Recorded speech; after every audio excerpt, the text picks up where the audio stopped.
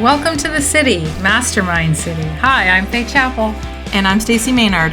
Join us for a vibrant, inspiring, and uplifting talk as we focus on how you can make a lasting impact on a global scale. Because the truth is, we're here because we want you to win.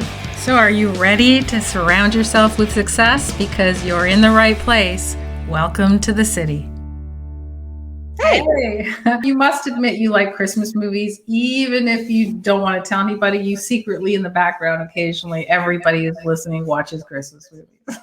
Even if you don't celebrate Christmas. No, because they're just so whether it's a sort of a Christmas or holiday, we have the Hallmark movies. I think I saw a spreadsheet where it was like, it was almost design your own adventure, because there really isn't a lot of different plots. It's like this person does one of these three things. And there's like 100 movies with all of the same plot line. They have the same sets, same actors. And you know what? I watch a lot of, you and I both, we watch a lot of, pretty intelligent shows. And then sometimes I just don't want to think. So put on a Christmas movie. Yay. And you don't have to think, but that's the beauty of it. Like, I don't want to always use my brain. I want to turn my brain off and go, you know what? I just want pure, dumb, silly, mindless movie. And they're great for that. They're great. They're great. So people make fun of them. They're like, why would you watch them? They're the same, but that's why we watch them. Right. Exactly. And some people get crazy about it, right? They just like, oh, that's such a waste of your time. No, it's not. Like I always say to people, think of it as a form of meditation, right? If whatever you do, so meditation is really about just being in that moment and blocking everything out. So whether you're walking or you're exercising or you're doing something, it's all a form of meditation. So I think about it. If you're one of those people that, you might be stressed and you have a lot of stuff going on. And if you sit down and watch Netflix or you sit down and watch something and it calms you, then that's good, because that's a form of meditation. That doesn't mean sit on the couch all day and watch. but an hour and a half of focused, it doesn't, again, your brain is not thinking of 500 different things. You're literally just watching this and it's guiding you through the story. It's true. That is a form of it. And I like them. I admit it. On a Sunday afternoon, I'll be like, see one that I've watched 1,000 times and I'll be like, I'd play. Yeah, it's like every time, Love Actually comes on the TV, I just let it play, or Mamma Mia. They just play. Even though I've seen them so many times, I can actually say every word in the movie, but it's all good. Yeah. So what have you been doing? Well, yesterday was a very exciting day for me. Mm-hmm. Very exciting. Yeah. I had everybody out of the house for the first time since March of 2020. So, it's just, and it's not that they bug me or they're not young kids. And yes, my teenagers have been going to school, but my husband's been here, and it's just different when you're working in a space where there's somebody else in the house. It's a different type of focus. Yeah. So everybody left. I did a little bit of a happy dance. I was like, yay, everyone's gone. I was like posting on Instagram. Yeah. And, but I had a really productive day because I had forgotten how productive I can be when I just get into mode where it's like, I can actually start something, finish it uninterrupted, and then move to the next thing. So I was literally going through my to-do list really well. I had a very productive day yesterday. And again, it's not that, people interrupt me, like my husband's good. He's in a different room. It's all good. But the difference is that I know nobody was going to interrupt me. Right. So I could literally get into it without knowing that I wasn't going to be interrupted. So that was his first day back for basically a year and a half. Yeah. How did he like it? It was different because he's in a new place. So he had to find it. Right. Because his other office was closed down like a lot of others. So he did a walk around downtown Toronto to see different businesses because he hadn't been down in sort of the underground. So for people that don't know, sort of downtown Toronto, underneath all of the office buildings, there's multiple food courts. There's a whole city. It's crazy. It's blocks and blocks and blocks. Yeah. And he says, for the most part, it was basically the same. He goes, but you could see like how COVID and the businesses had impacted those businesses, Yeah. right? That it's the secondary, right? Like those Yeah. businesses survive because those office buildings were full. Right. So the food courts that were no longer operational, the businesses that had shut down, the ones that had closed signs, Yeah. all for lease signs, like they just couldn't survive. So I Right, don't think yeah. that's been spotlighted enough, because the support businesses, like the coffee shops, the restaurants, even a lot of like retail clothing, like all of that stuff really survived because the business buildings were full. Right. And you get to So- the point, like, so for most companies, like even little small ones that were getting a little bit of maybe help from the government, not a lot, because they're getting basically loans, right? They're getting more loans than grants. You have to understand that most retail organizations or most retail operations can only survive a couple months, right? Because they need that monthly income to pay their rent and to pay their employees.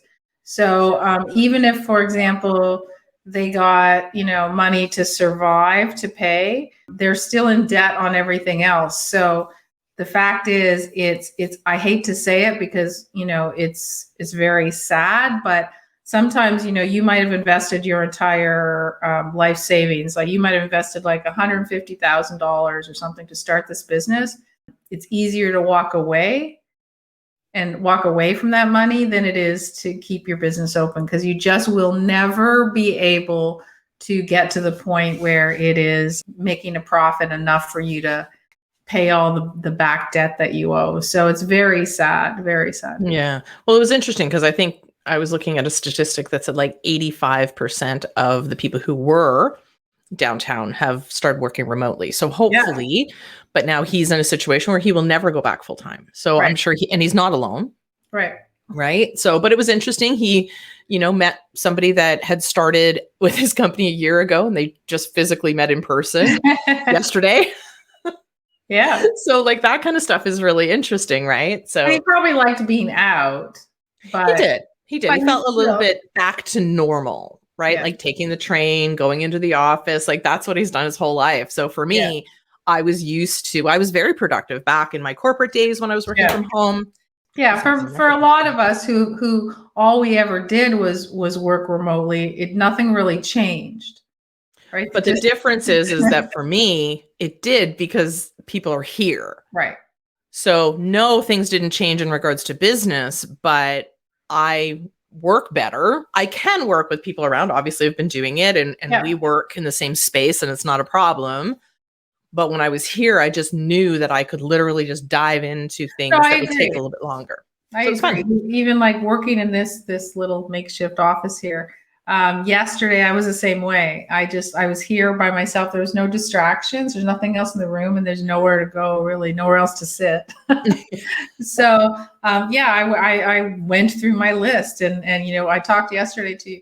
It was like you too. It was just like tedious stuff that I didn't really want to do.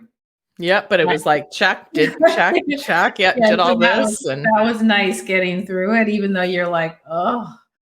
So for those of you who think that, we're all like, oh, go. No, we have those days too, where we don't want to do the tedious work, but we have no choice. To switch gears slightly, one thing I did do yesterday was I had to work on a podcast. So for those of you who don't know, I do have a few podcast clients. I'm not taking on any more because I'm actually at my max, which is great. And we actually have a podcast directory. And I didn't know if anybody knew that. But we actually have a podcast directory. We do. You should probably tell people about it. Yeah. But so they're both things that we recommend. So people always ask me, what podcast do I listen to? And I send them to our podcast directory. So I'll put the link here so that people know where to go, because there is a lot of great podcasts out there. But yesterday was the first time. So I love the podcast that people that go through our GIA program, like they're great. We have those on there as well. Yeah. I've listened to them. Those are the ones I focus on. Some of the few clients that I have. And yesterday was the first one that I was editing that I hated.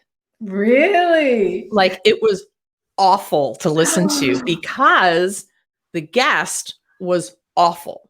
Oh. So there's one thing, and I know you and I have talked about this before, and I know, and now that like when I heard that yesterday, I was literally going to send you a note and say, we need to do two things.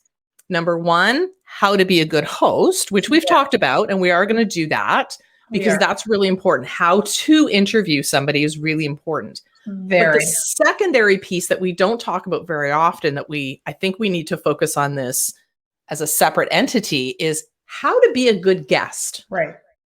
Because this is your opportunities. People think, I'm going to show up on and whether it's a podcast, whether it's a video show, whether it's a conversation, no matter how it's happening, they think, okay, I'm going to be asked some questions. I either supply them, which you and I have had this conversation before, but you either supply them or not.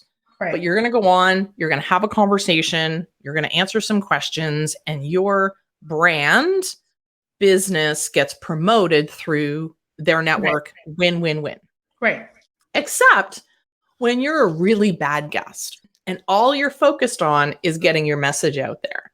So one of the parts that happened that just about pushed me, like I literally had to stop and was like, breathe, because he was being rude. So the host asked a question.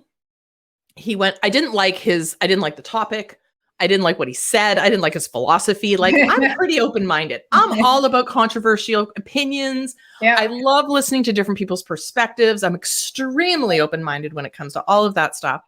But for some reason, I got triggered. And this guy was just like, he was talking about things that I just could not disagree with more if I tried. But anyway, professional. No problem. Yeah, you're just a producer. You can't. Yeah, it's all good. So the content, but I have to listen to it. Yeah. But anyway, so she asks a question, he answers it, and then she confirms. So in her confirmation, he would say things like, did I say that? Did I say that? No. Did I say that? No, I didn't say that. Did I say that? Completely talking over her as she's confirming what he had said. No, I didn't say that. I didn't say that. Did I? I didn't say that. Did I? And I was like, wow. Did you tell her that he was horrible? I haven't. I'm going to send her an email today. Okay. Maybe because I just air that one. Well, it was interesting because I started thinking about that. Should it be aired? So that's so it's interesting that you say that, because that was my first thought. But then she did a great job as the host. She asked great questions. She wasn't really able to, she didn't talk a lot, which is unusual. There's usually a lot of back and forth conversations that happen with her and her guests. This one wasn't. And I started to question, would I air this? And I'm all about, again, and she's like, it's controversial. The opinions that he has is controversial. So it's all good. But is it? But does that look bad on her? Does that look bad on him? Right. Well, there's two things. One is, are you controversial? You can be controversial and still be really interesting. And you can have a good conversation. You can be listening to your host. You can be answering it properly. And to use a very highbrow term, or you can be a dick. and that's sorry, but that's the truth. So if you're just going to be an idiot, then the host can choose not to put you on. That's how I feel. If somebody's just trying to push back or just trying to talk about themselves. And again, that comes back to understanding, how to subtly put your message in when you need to, and not beating somebody over the head with a stick because you think that's the only way that you can get your message out, right? Unless they paid to be on your show, you don't know them. Yeah. And again, the positioning of it the show notes, it is a controversial topic. So it's all good the way the position was. Sure. And again, she handled it well, but I think there's respectful ways to disagree, right? Absolutely. You can have a controversial topic and you and I could have a conversation where we disagree. Yeah. But I'm going to let you voice your opinion. And I'll be, once you're done, I'll be like, you know what? Actually, I don't agree with that. This is my thoughts, or whatever the case may be. But to talk over, I think that was the part that got me, was like, I didn't say that, did I? I didn't say that. And he said it multiple times. I didn't say that, did I? And I can't cut that out. What did she do? She was just being nice? She was very respectful. In all fairness, she was very good. She kind of summarized, no, I'm just trying to make sure that the listeners have a full understanding of both perspectives, and she did a really good job, sort of 3/4 of the way through, really getting him back on track. And then, of course, he veered off again to make sure that his message drove home. Like he needed to get this, like, and then at one point he's like, and this is where I tell people to hire me, like big sales pitch as well, which is not necessarily cool. So well, that's why I don't usually interview people, because I would call them out and say, sorry, you're a dick. Like, and for those of you who want to be on the show, no, but my expectations are, listen, the truth is, we have guests all the time, but we vet them and we make sure that the people that are coming on have like been through our speaker training, or they understand, they've been through GIA and they understand how to be able to tell their message in a respectful manner and be a great guest and all that stuff. But, if you're not, I'm going to call you on it. I'm sorry, but it's my show. So if you want to be an idiot, then go get your own show and talk about it, right? But, I have, like I said, I'm like you, Stacey. I have no problem listening to anybody's opinion, whatever they think. But when it's not, because what you're saying to me, it wasn't opinion-based that was the issue. It wasn't his opinions that were an issue. It was him. Right. Yeah, he was basic, in my opinion, borderline rude to the host. Although at the end, like, she did a great job summing up and, making sure that he was well respected. Like, she did a great job, like really good. But I don't know whether I would have aired that or not. And in some cases, I was trying to look at it from all different angles, because this got into my head. And I started thinking, well, you know what? It did showcase her well, right? It didn't showcase him well, but that's his problem. Well, maybe showcased her well. Well, maybe on the other side, you're like, oh, maybe we will air it because everyone can see what an idiot he is. And how good of and what a good interviewer that makes her. Because when you have a difficult guest, it makes your job as a host very difficult to reel them back. And again, she did a great job. So she looked great. Yeah, and I think it's an interesting one, because there are obviously two kinds of people, right? I'm obviously the other kind. I'm the person I'm the interviewer that will call you on something. But I like listening to people I don't like interviews that pander to the interviewee, right? Like, I don't like the ones that you see on TV where it's like Oprah, never asking an important question the whole time. You know what I mean? I like people who actually ask questions that everyone's thinking about. Right. But on the other side, a lot of people want quiet, respectful hosts that will just let somebody talk. And so, they're equally as good in a different manner, right? So it just depends on what you like to listen to. But I think, you have to figure that out. You have to be ready for it as a host. So that's the one thing. Yeah, we should put that program out soon. You should be ready for it as a host to be able to say, what am I going to do when someone shows up that I did not expect to act like this?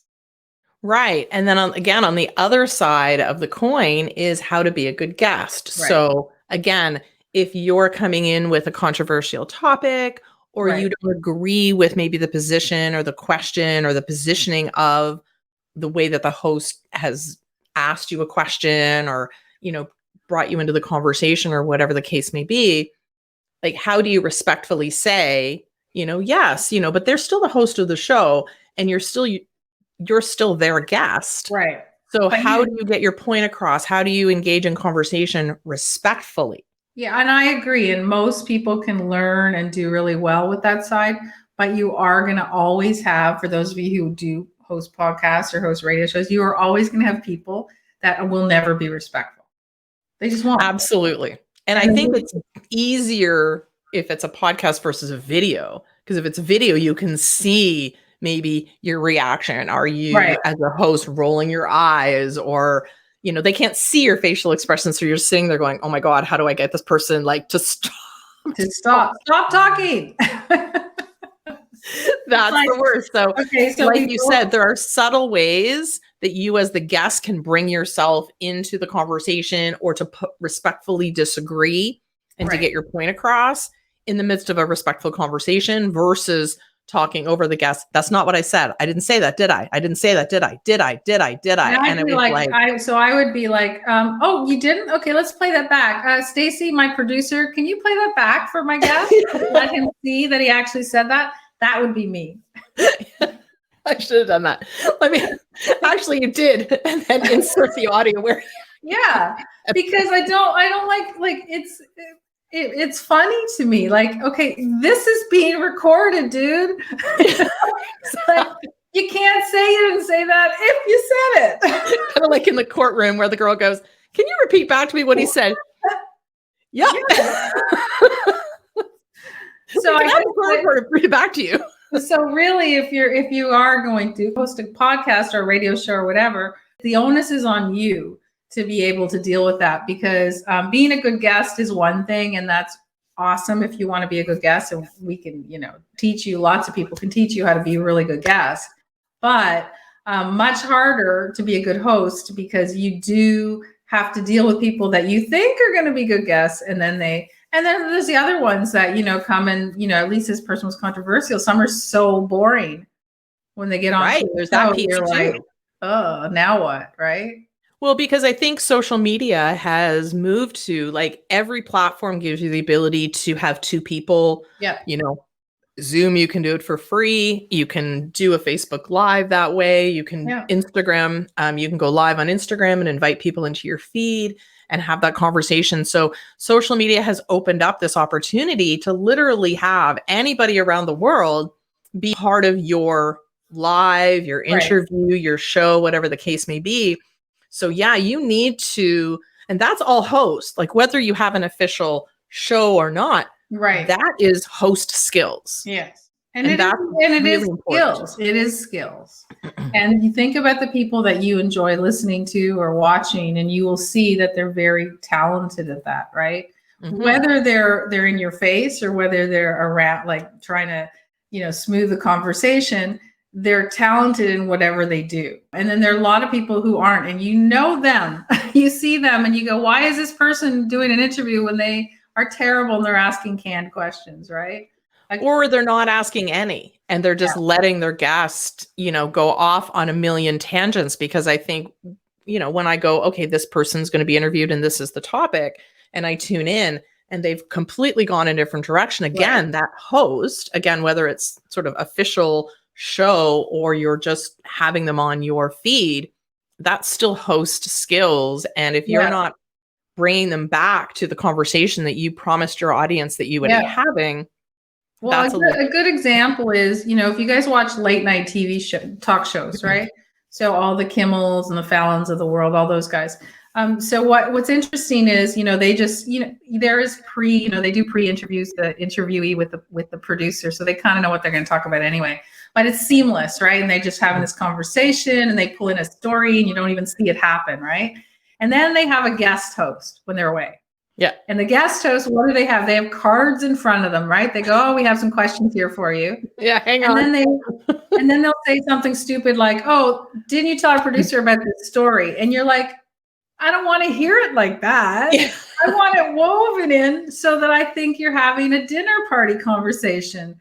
If you're sitting there asking questions on a card, I'm not interested in watching. So if you really want to see the skill difference between somebody who does it, on a daily basis and people that are filling in and just trying to wing it, that's a great learning piece for you to see. And you know what, speaking of winging it and like surprises, we both saw that interview last night on Fox News, right? Do you remember the girl's name? I can't remember it, but tell the story and I'll see if I can find it. Basically, she's having a split screen. It's the Fox anchor or whatever, and some guy, and he starts talking about the story he saw, right, which is about measles, and it was on You. And the conversation is hysterical because she's getting really mad. She's like, I've never done that. I've never done that. And he's like, no, it was on You. And she's saying, no, it wasn't. And it's like the Who's on First thing, but he's talking about the You show on Netflix. But she, I think at the end was really funny because he goes, no, there's a show called You. And she goes, there's not a show called her name. I think it was like, no, there's not a show called whatever her name is, Lauren, Jenna, whatever, Yeah. on Netflix. And he was getting so He was so mad. And it was hysterical because like I when I first saw it, I thought it was a joke. I thought like right. set up, right? Nobody can be that silly. But when you're in that moment, like, so there's still a discussion. Was it a setup? Was it but when you're in that moment and you're lost, right? That host was lost. Yeah. Then you cannot see. And that's the difference. If you're a good host, you would stop and in your mind go, okay, what am I not seeing here? Or where am I going to clarify the conversation? But instead, she was getting mad and crazy and stuff, which is the polar opposite of what a good host would do. Yeah, that's Anyways, funny. it was on 6 Buzz News or whatever that. Yeah, I saw a few people post it on Facebook. I saw it a couple of times on TikTok. I finally sent it to you because I'd seen it so many times. A lot of people and I saw posting it. I was funny because I saw it the day before while I was, in bed, not sleeping as usual. And this morning my daughter sent it to me. Yeah. So it's making its rounds. Yeah, because it was just so funny. So if you haven't seen it, it's a really good, it's a good learning tool for you to say, okay, you need to stop, not get so frustrated. Kind of like this guy where he said, I didn't say that, right? Like he should have said, okay, did I? You know what I mean? Like, let's think about it. Did I? Hang on. What am I missing? What am I not seeing more than what I'm seeing? Yeah, it was interesting. So that one's really funny. So you have to Google that Fox News, something. Yeah, I'm sure it'll come up. I'll see if I can find it for the links. But yeah, it was really interesting. If you're interested in the business of, everyone thinks about, I want to do a podcast, and what they immediately say, immediately say, I'll interview people. Mm-hmm. That's the most exactly. And I'm going to do a show and I'm going to be the host and it's going to be an interview model so that I don't have to always kind of fill the air. People will a lot of times people say I get bored with this or whatever. Yeah. And I remember one of my other clients, I literally sent her a note and I said, you're really good on your own. Yeah. You're not good when you have guests. Right. I said, because and she wasn't like, she's fantastic on her own. She's like the way she talks about different philosophies and stuff like that. She's fantastic on her own. As soon as she gets an interviewee, number one, the interviewee is not that interesting and she's not a good interviewer. So she's not able to keep the conversation flowing to match the vibe of her other shows when she's on her own. So it's really interesting that different people have different strengths. Yeah. And that's why you have to really listen and watch and say, okay, again, gravitate, like, who do you enjoy? Why do you like them?